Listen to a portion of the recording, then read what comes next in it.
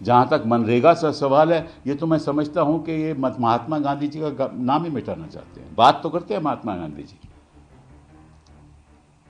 खादी पे तस्वीरें भी दिखाते हैं, आपको याद हो ना, चरखा,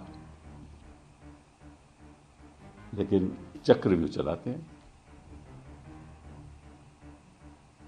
और ऐसा चक्रव्यूह चलाते हैं, मतलब मैं पूछना चाहता हूँ, महात्मा गांधी मनरेगा ऐसी एक स्कीम थी जो गरीब लोगों के लिए थी।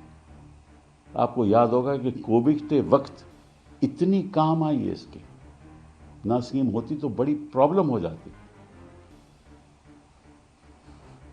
तो इसी से तो जो पावर्टी है, जो गरीबी है, उसको गरीब लोगों को कुछ राहत मिली। और इसमें जो स्कीम है, इसमें 57% स्कीम में जो लेबर है वो महिलाओं की है। 57% महिला काम करके पैसा कुछ कमाती थी ताकि थोड़ा सा अपनी अर्निंग, उनके घर में जो उनका पैसा ज़रा मिल जाए उनको। 57%। और तमिलनाडु जैसे जगह पे तो 80% थी। और मुझे आज भी याद है, इसका भी ये राजनीतिक दुरुपयोग करते हैं। इन्होंने कोई खामी ढूंढ ली पश्चिम बंगाल में, उनकी स्कीम बंद कर दी। पश्चिम बंगाल को कोर्ट में जाना पड़ा कि भैया स्कीम तो लागू करो। कोर्ट ने इनके हक में, पश्चिम बंगाल के हक में फैसला दिया। अभी तक लागू हुई है नहीं, मुझे नहीं जानता, लेकिन ये तो है कि एक तरफ तो ये महात्मा गांधी की स्कीम को ख़त्म करना चाहते हैं, और ये भी अब सीजनल हो गया, डिस्क्रेशनरी हो गया, ये राइट्स बेस्ड स्कीम नहीं रही अब।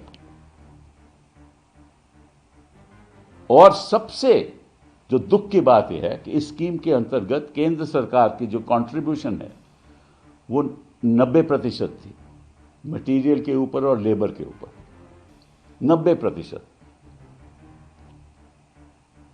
और जो राज्य सरकार थी उसकी कंट्रीब्यूशन 10% थी। तो इन्होंने कहा कि अब स्कीम जो होगी उसमें जो केंद्र की कंट्रीब्यूशन होगी वो केवल 60% होगी और राज्य सरकारों की कंट्रीब्यूशन 40% होगी। राज्य सरकारों के पास तो पैसा ही नहीं है,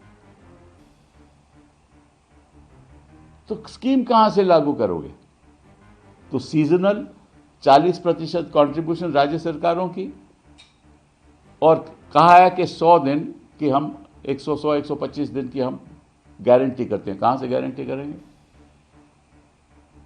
और पंचायत तय करेगी।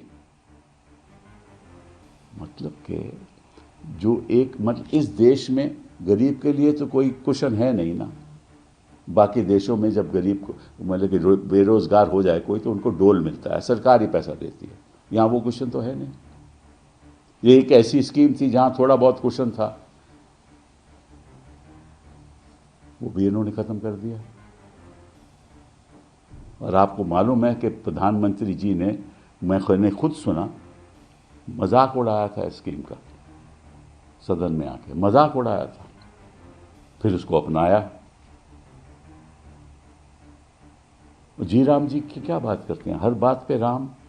अरे राम के आदर्शों पे चलो, नाम के वास्ते नाम नहीं लो।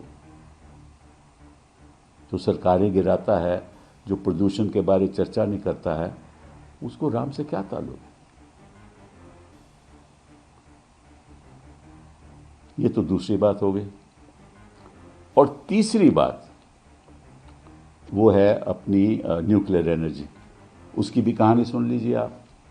जब न्यूक्लियर एनर्जी बिल हम लाए और डॉक्टर मनमोहन सिंह की सरकार के बड़ी मुश्किल के साथ, प्रेसिडेंट जॉर्ज बुश की सहायता के साथ ये हुआ, उस समय इन्होंने विरोध किया।